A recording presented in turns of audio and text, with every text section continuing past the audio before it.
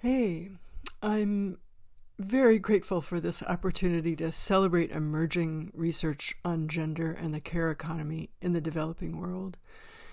I just read a review of Atul Gawande's new film about the health impact of the abrupt revocation of U.S. foreign aid. Very horrifying and very disheartening. Now, I think more than ever, we really need to rally around a positive vision of economic development to renew our commitment to, as Nancy Birdsall put it decades ago, renegotiating the global social contract. I'm not going to be able to tell you today exactly how to do this, but I will lay out some ideas that I think can help us move in the right direction. Here is my starting point. Human capabilities have both instrumental value, that is, they contribute to sustainable economic development, and intrinsic value. They are not merely a means to some end. Amartya Sen, Martha Nussbaum, many others have persuasively argued that we should define the success of economic development in terms of human and social capabilities, and the United Nations Sustainable Development Goals provide a clear example of a scorecard. I believe that we all have rights to care and to be cared for, and am heartened by what I see as growing political commitments to this project. But I come before you primarily as an economist, wanting to explain the implications of the quote-unquote care frame for the way we understand the economy, emphasizing the need to dethrone, not abolish, but dethrone gross domestic product as a measure of our economic success. We need to turn things around. Rather than looking at capabilities as an input into gross domestic product, we need to see gross domestic product as an input into the development of human and social capabilities. As an economist, I try to understand how human capabilities are produced, developed, and maintained, and also how the cost and benefits of this process are distributed. This means expanding the definition of the economy beyond the market and emphasizing that care provision, like stewardship of our natural environment, is a public good that cannot be efficiently produced by the market alone. My forthcoming book, Making Care Work: Why Our Economy Should Put People First, is coming out next spring from the University of California Press. It builds on arguments I've been making for a very long time, and while it is focused on the U.S., it has a larger relevance that I'll try to explain here. I'm going to touch on three major themes: how I define the care economy and care provision, and what I think its most important characteristics are. Secondly, what we know about what are known as care penalties. And finally, emerging challenges to conventional macroeconomic theory and their relevance to economic development. I define care provision as the production, the development, and the maintenance of human capabilities, including social capabilities such as our ability to cooperate, as well as individual capabilities. And by including that word maintenance here, I want to emphasize that it's not just care for children or other dependents. Also, notice that human capabilities encompass what economists often refer to as human capital, but they're a larger rubric, not limited to functionings that pay off in the labor market or that contribute to gross domestic product as conventionally defined. In general, you'll see that my approach is critical of what I refer to as market-centric approaches to the economy. So, to go into a bit more detail, care provision involves unpaid and paid work and financial transfers in households, communities, markets, and the state.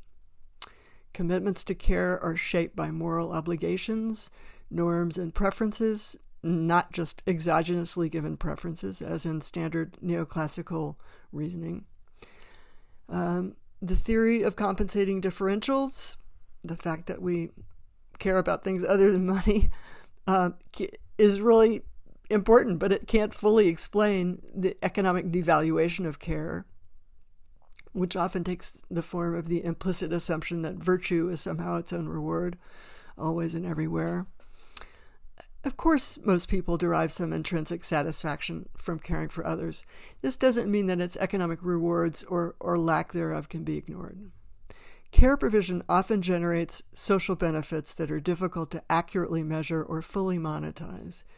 Individual providers can seldom fully capture the social benefits because they're public goods.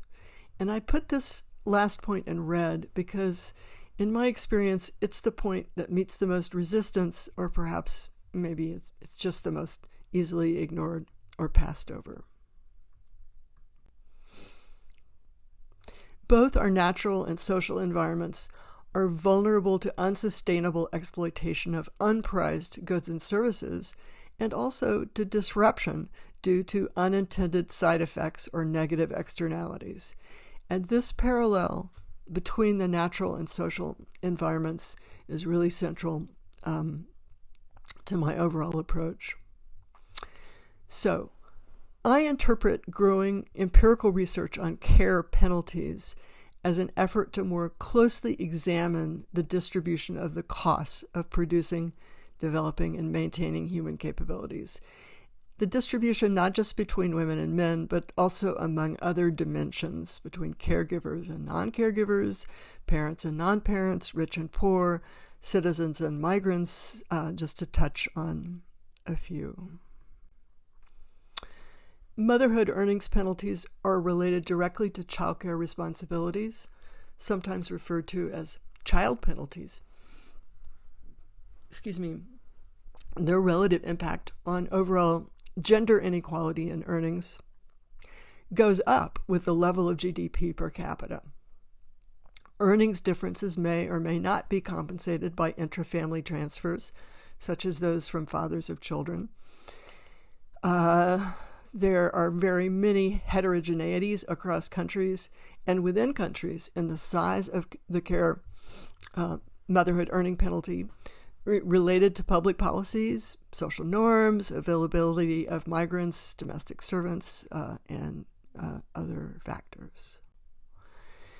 Sometimes this motherhood earnings penalty is assumed not to be a problem in rural areas. I think this is a serious overstatement, but I think it's true that this penalty may be less of a penalty, especially when considering the importance of supervisory constraints in caring for children. And I would refer you to Leela Gautam's comparison of the effects of children on mothers' participation in paid employment in rural versus urban India. Also, Villanueva and Lin muster a lot of really interesting cross-sectional evidence for Latin America on motherhood earnings penalties, and Shen provides some really interesting details about increases in the motherhood penalty in China over time. And these are all testifying to this pattern of heterogeneity, but also consistency in terms of negative effects on earnings. Perhaps some of you have done research in this area or have other recommendations for empirical findings, but in the meantime, let's look at some other penalties, other penalty dimensions, as it were. Apart from the issue of earnings, there are motherhood cost penalties. We see a fair amount of research on women-headed households, but not a lot on actual financial flows in these households, which really need to include attention to child support payments from non-custodial parents, and also to members of an older generation or extended family. Because these financial flows are often considered a kind of private domain, they often escape attention, but they have really significant economic consequences.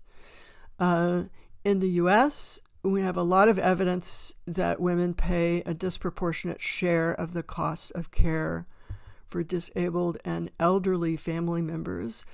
I don't think that we know as much from other countries, but this too is another really important area of research. So a fourth dimension that I want to point out concerns paid care penalties for those working in paid care occupations or industries. So controlling for gender, education, and other covariates, employees in care occupations tend to earn less than their counterparts in other occupations in the U.S. and Europe. Hodges et al. 2018 is a pretty good overview. And there's also evidence for the U.S. that employees in care services, industries such as health, education, and social services, earn less than their counterparts in business services. And this is empirical work that I've been engaged in, and I think it's very consequential because a lot of women are concentrated in employment and care services in affluent countries. It's not clear to me that this also applies to low-income country contexts, and it may be that the size of the informal sector in these countries renders it less important.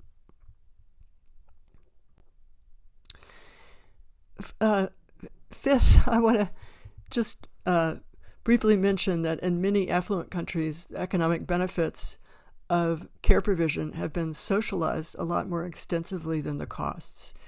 And what I mean by that is public finance relies heavily on taxing the young to support the old.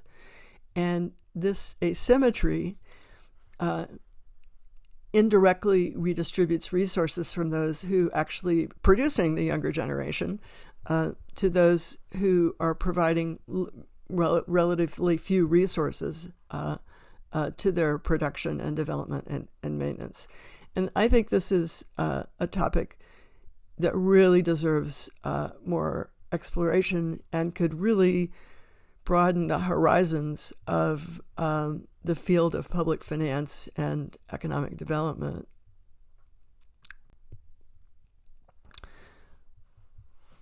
Oops, I hope my numbering is right here. I may have gotten slightly out of whack, but in any case, remittances also deserve attention as a form of care provision. And I think the way they're often treated in the development literature is very incomplete. So we know that cash remittances from migrants, especially migrants to affluent countries who are sending money home to their families, are really important, and we have some pretty good measures of them, but we don't have a very good picture of the extent to which these remittances compensate for the reduction of unpaid services and cash transfers that would have taken place in lieu of migration. Also, we don't really know to what extent these remittances are compensating for the taxes paid by the larger population to educate those who enter into a kind of brain drain of highly educated workers in particular. And so I'm really trying to urge more attention to this particular issue. So the larger question is, by way of summary of this discussion of care penalties, is just this: how are the costs of care provision, including demographic sustainability, distributed between women and men, young and old, owners and workers, rich and poor countries? And I think this is a question that's just basically omitted from a kind of most mainstream economic analysis. So just to give an example, I want to turn to the issue of gender and macroeconomics and public goods.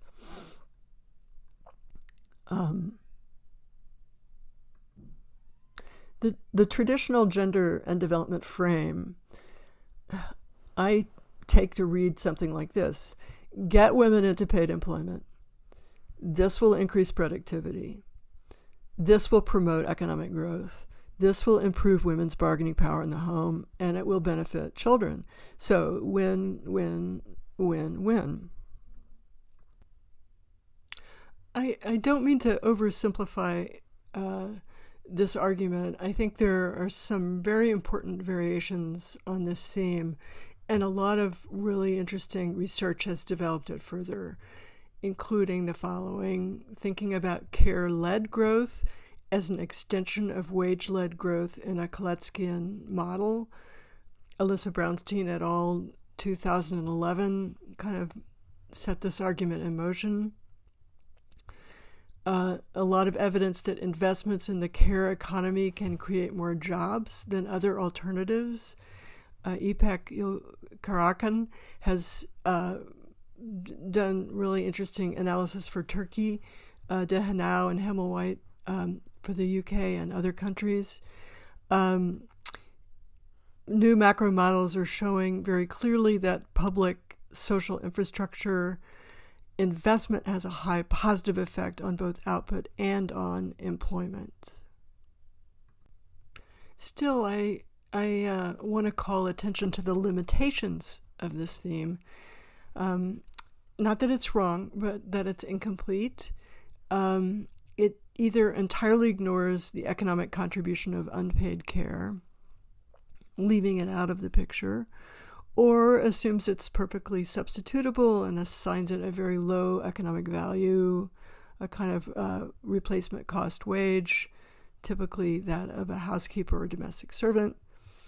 And as a result of this, it really understates the potential payoff to investments that improve the productivity of unpaid work, such as pumped water, electricity for households, more efficient cook stoves, investments that may not increase GDP, but may significantly reduce domestic burdens and also improve the development of human capabilities on the household level.